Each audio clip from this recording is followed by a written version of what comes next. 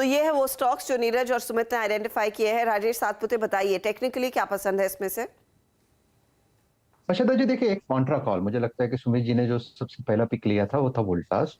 मेरे हिसाब से वोल्टास में एक अच्छी खासी बिक वाली हो चुकी है, तो प्रोबेबली अगर आज थोड़ा सा बाजार संभलता है 18,000 के लेवल पे, तो वोल्टास फिर से एक बार के लिए पुल बैक देगा, रिलीफ रैली को कंटिन्यू करेगा। तो ये 797 का इसका कल का क्लोज है, तो देखते हैं आज खुलता कहाँ है, लेकिन स्टॉप लॉस आपको 780 का रखना पड़ेगा। सो बाय ऑन डिप स्ट्रेटेजी ही रखे, वो ज्यादा सेफ होगी क्योंकि रिस्क टू रिवॉर्ड मैच होगा।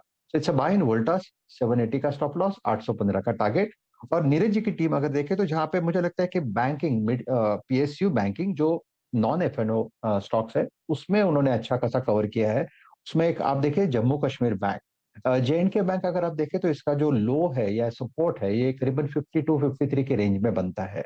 तो ये सुबह अगर वीकनेस में मिले तो आप इसे बाय करें, 52 का स्टॉप लॉस रखें, और सामने जो टारगेट होगा वो रहेगा करीबन 60-62 का। तो it's a buy in J and K bank and it's a buy in Voltas.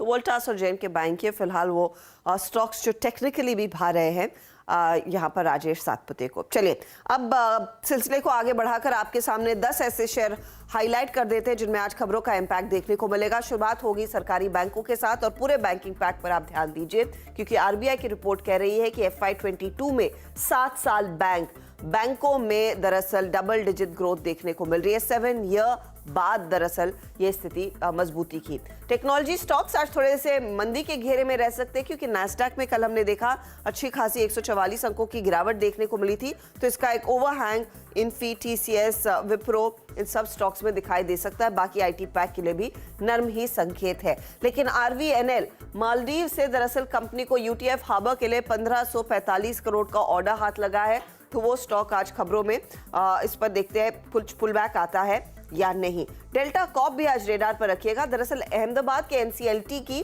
Company की अप्रूवल आ गई है कि दमन हॉस्पिटैलिटी को मर्ज किया जा सकता है डेल्टा कॉप में, तो ये अप्रूवल आ गया है एनसीएलटी की तरफ से और वो स्टॉक आज रेडार पर रहेगा। डेल्टा कॉप वैसे भी ईयर एंडर के लिहाज से रेडार पर रहता ही है।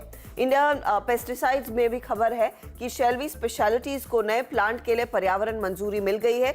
शेल्वी स्पेशलिटी दरअसल कंपनी की एक सब्सिडरी है, तो इनके बिजनेस के लिए वो पॉजिटिव है। हरिओम पाइप छोटी कंपनी है, इसका हम ज्यादा जिक्र नहीं करते हैं, लेकिन इन्होंने आरपी मेटल के कुछ एसेट्स को 55 करोड़ में खरीदा है, उसका फायदा कंपनी के हाथ लगता हुआ दिखाई देगा। आईएक्स भी रेडार पर रहेगा। कार्बन क्रेडिट कारोबार के लिए एक नई सब्सिडरी दरअसल कंपनी ने बनाई है। स्टॉक एक अंडर परफॉर्मर हाउएवर रहा है इस पूरे साल। पंजाब एंड सिंध बैंक 30 दिसंबर यानी कि परसों एक बोर्ड बैठक करने वाला है। 250 करोड़ जुटाने पर कंपनी का विचार है।